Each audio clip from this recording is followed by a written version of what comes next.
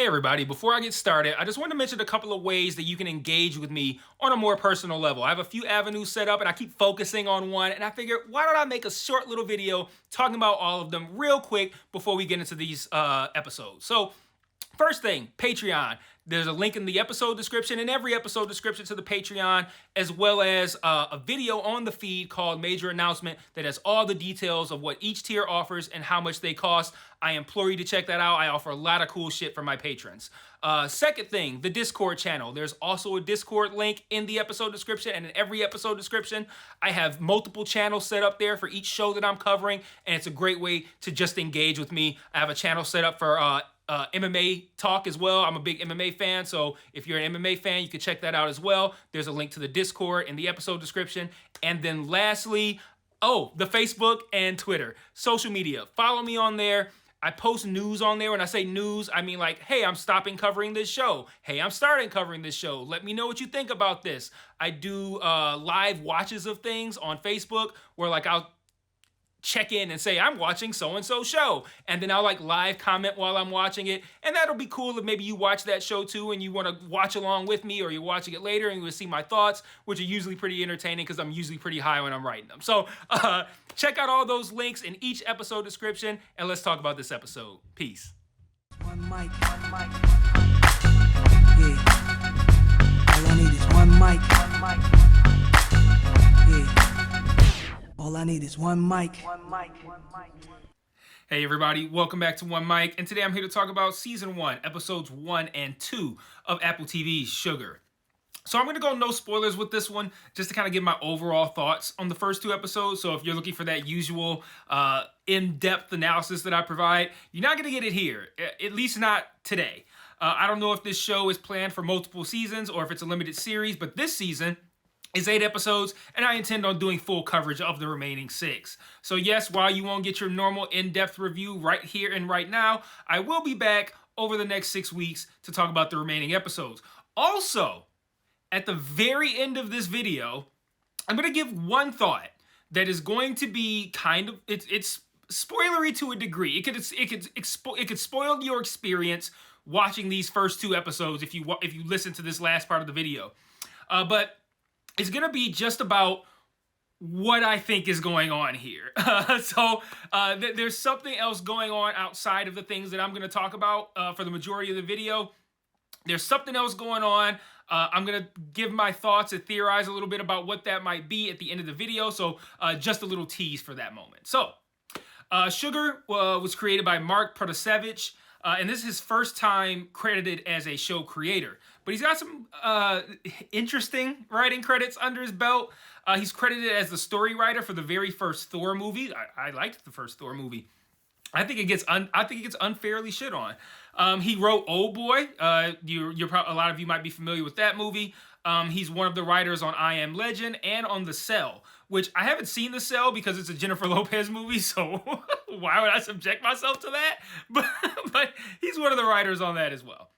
So not a lot jumping off of the IMDb page there, but I think all of us who watched these first 2 episodes were drawn in for the same reason. A noir detective story set in LA starring Colin Farrell. Yeah, sign us all up. So these first couple episodes, really strong. I mean, you guys probably figured out that I like the show and I committed to full coverage for the rest of the season. But these first 2 episodes really do hook you, I think. I don't know where the show's going, and I've heard that there's some sort of major development that takes place at some point, I don't know when, that entirely changes the dynamic of the show. That's the thing that I'm going to theorize about at the end. However, I want to start at the most obvious place, which is Colin Farrell. What a compelling character this John Sugar is. And Colin Farrell's performance, it really pulls you in. So the series opens with Sugar being hired to find a movie producer's granddaughter. Apparently, Sugar has a reputation for being able to find people for clients who are just trying to stay low-key. Clients that want discretion. Like I said, this is a movie producer, so he has a missing granddaughter. Obviously, if a movie producer has something like that, it's going to be all over the news, so he wants to keep it hush-hush. So that's why he hires John. John Sugar has a lot of interesting characteristics that I believe are simultaneously informing us on just what kind of guy he is and creating this 3-dimensional character. But I think there are also clues to whatever this mystery is about whatever the fuck's going on, like whatever his deal is. I hate that I can't really get into, like, even before I theorize about what it is, I hate that I can't even really talk about it. It's like, I don't know, it's very weird. But at the very beginning of the episode, he finds a missing kid in Japan. And for whatever reason, I noted that he spoke Japanese. Like, he was in Japan, whatever. But I noted that he spoke Japanese. But it's a good thing I did, because apparently he speaks a lot of languages. Later on, we learn he also speaks Arabic. He also speaks Spanish. And I think this is one of the clues that's going to tie into the theory that I have at the end of the video. He also seems to be suffering from physical ailments that largely affect his hands, but also his vision to a degree. He seems to hallucinate. But he's also incredibly kind to almost everyone that he encounters, which is automatically going to endear me to that character. I feel like the world right now is suffering from a lack of truly kind and caring people. So seeing someone just being genuinely nice and caring, I'm just like, I love that.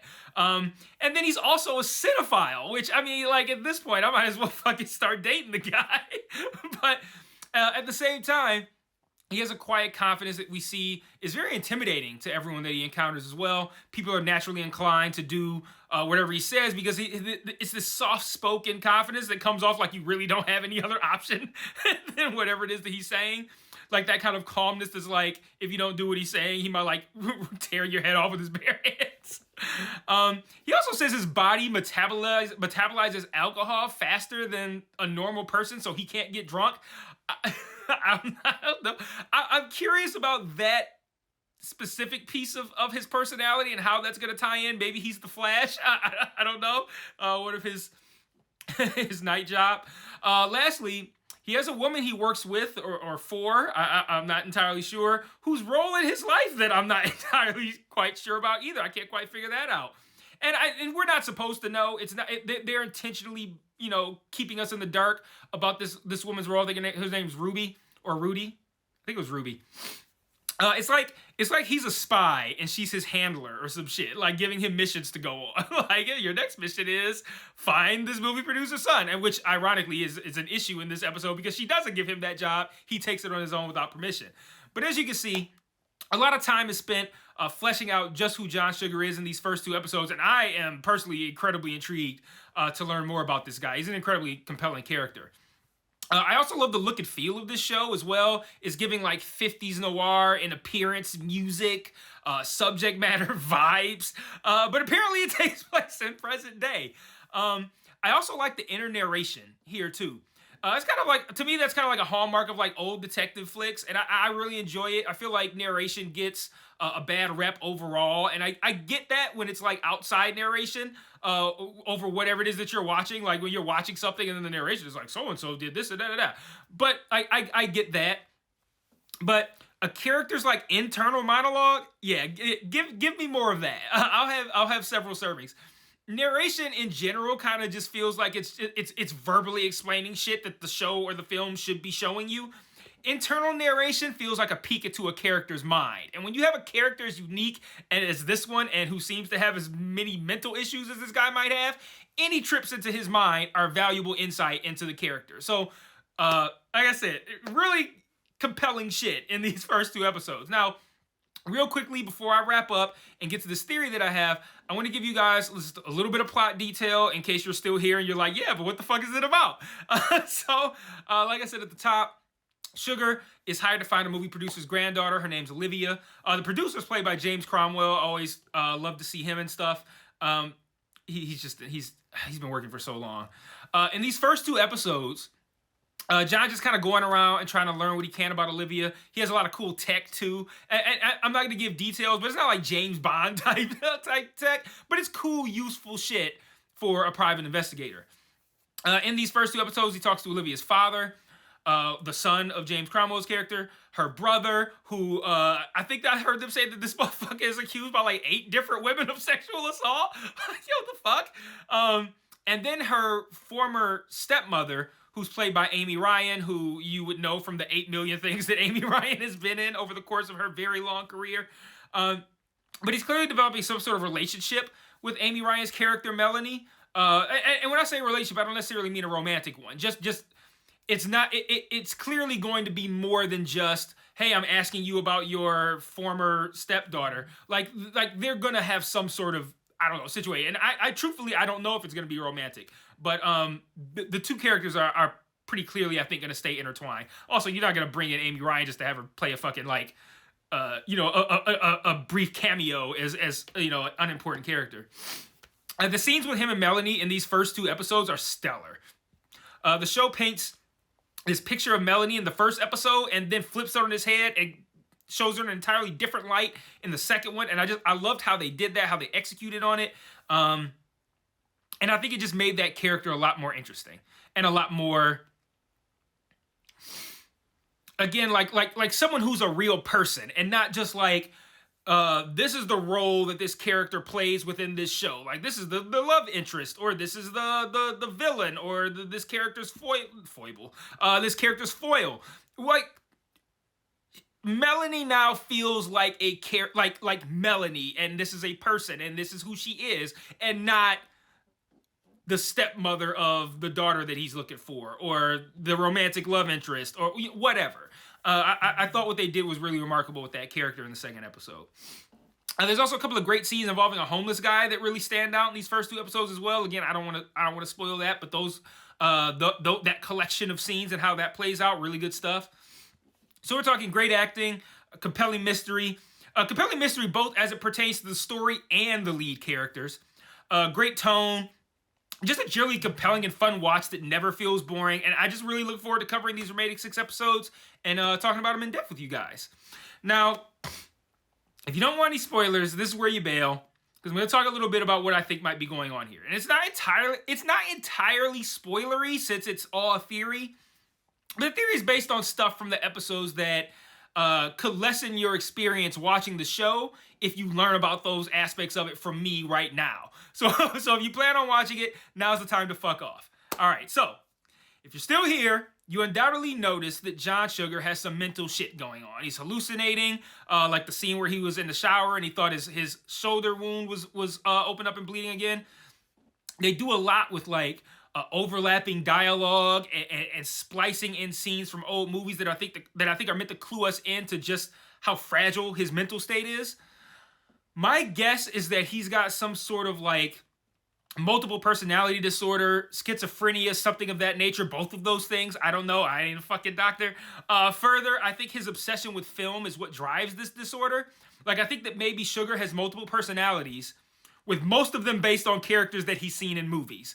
So we already know he's a film lover, and that would explain why they splice in a lot of the film footage. It could also explain why that opening scene was in black and white.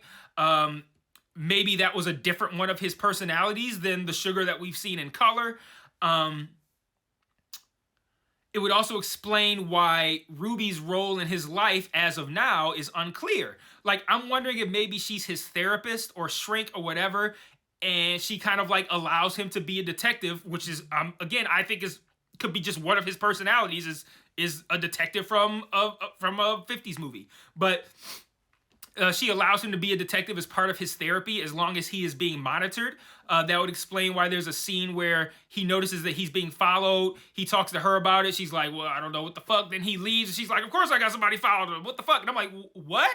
So that would also explain why she was upset he took the job looking for Olivia without checking with her first.